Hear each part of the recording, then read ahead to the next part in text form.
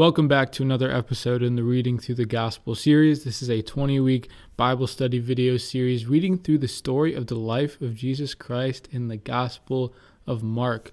Last week we read through chapter 4, and that was a very parable-heavy chapter. We had the parable of the sower, the lamp, the mustard seed, and at the end of the chapter we had the story of Jesus calming the Sea of Galilee. This week we've got chapter 5. And we pick up chapter 5 right where we left off at the end of last week, and they have crossed the Sea of Galilee to the territory of the Gerasenes. I think that's how we're going to pronounce it. And I have in the footnotes of this Bible here that is pagan territory. So we have a little bit of a setting here. And as soon as they get off of the boat, right away, a man comes up to them. It says that he is from the tombs and has an unclean spirit. And it goes into more details about this man who was off in the tombs, in the hillside, in the countryside, probably separate and outcast from society because he is so demon-possessed.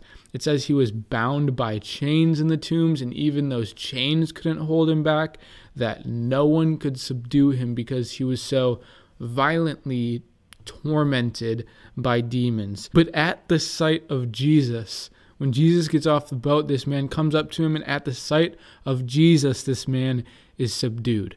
How no man, no chains could subdue this man that was demon-possessed. He comes and prostrates himself before Christ, saying, "What have you to do with me, Jesus, Son of the Most High God?"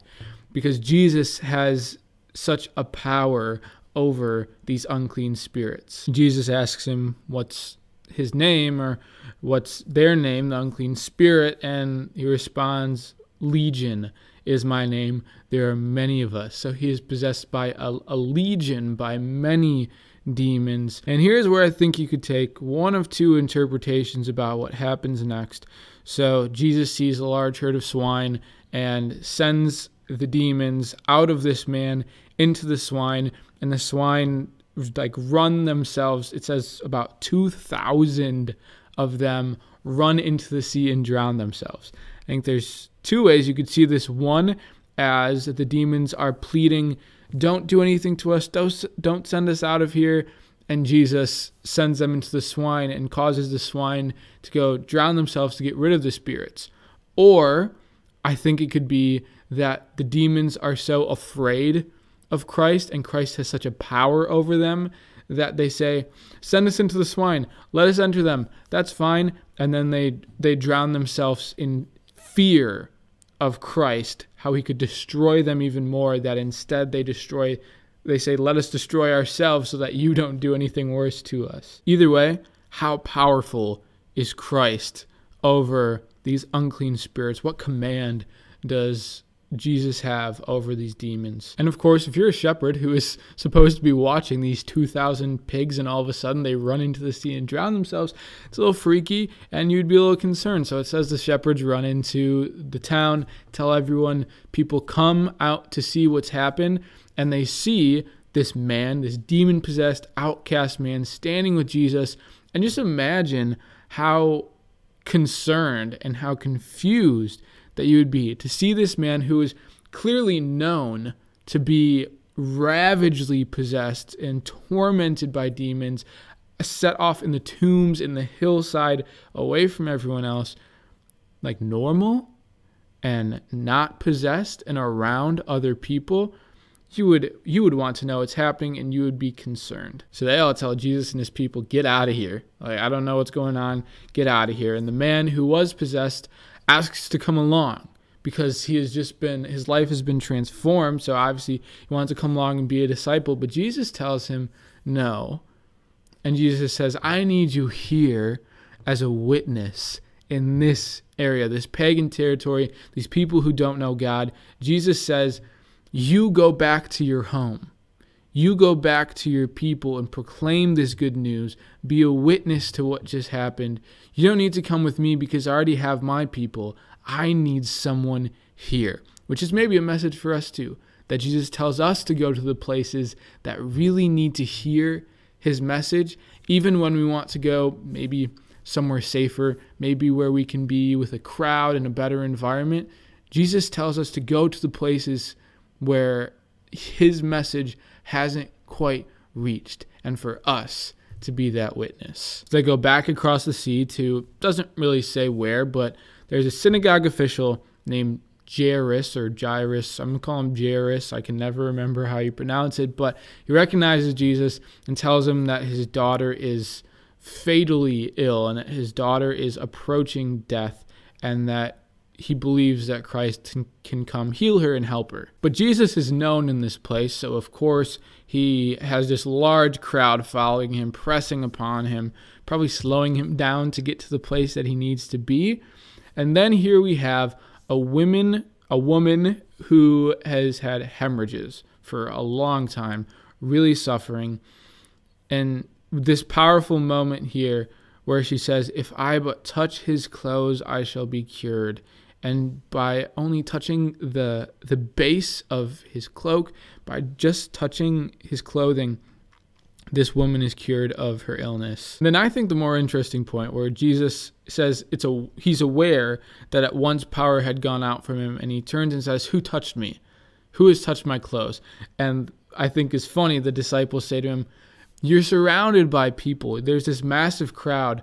What do you mean, who touched me? Like, everyone's touching you." But somehow this woman, the one who said, "If I but touch his clothes," she is healed. And Jesus can feel it. He knows.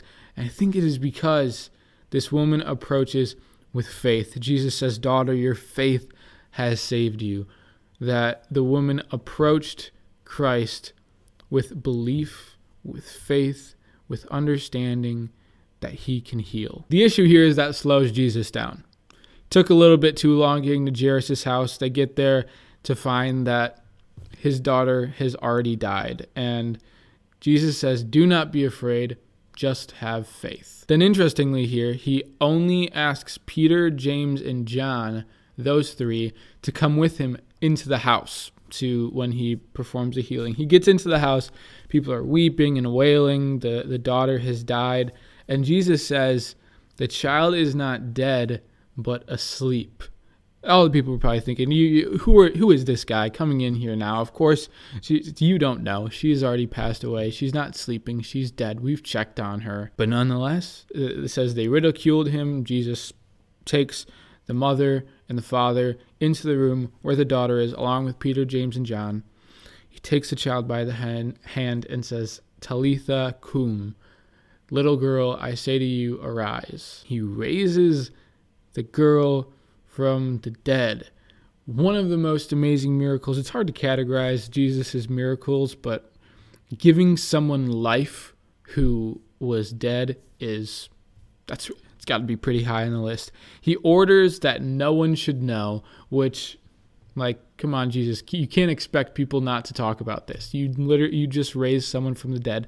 And one thing that I think is important, the last verse, he asks that she should be given something to eat. And I think that's significant because when Jesus is resurrected, when Jesus comes back to his apostles, he eats with them. We have the moment where he breaks bread with them. We have the moment on the beach where he, eats the catch of fish with his fishermen apostles, because that shows life. Because what is one base thing that we have to do and that we're able to do when we're living is eat, to nourish ourselves, to consume food.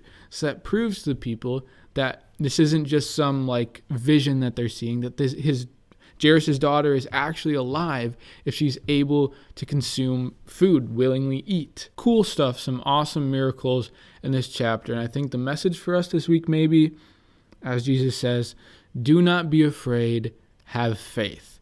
Jesus overcame legions of demons. Jesus raised to new life, raised a daughter from the dead.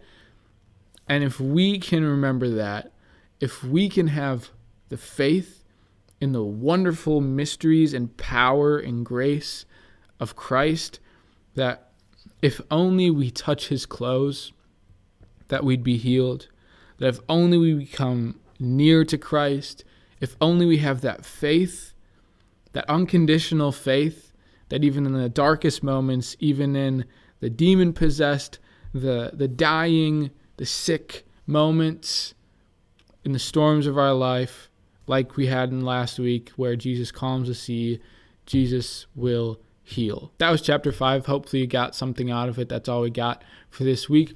Leave a comment down below. Let me know what you think, if you got anything out of it. And let me know if you've been watching this series up to this point and will continue to do so. Leave a thumbs up on the video. Subscribe to the channel. That was chapter 5. Hopefully see you next week for Mark chapter 6.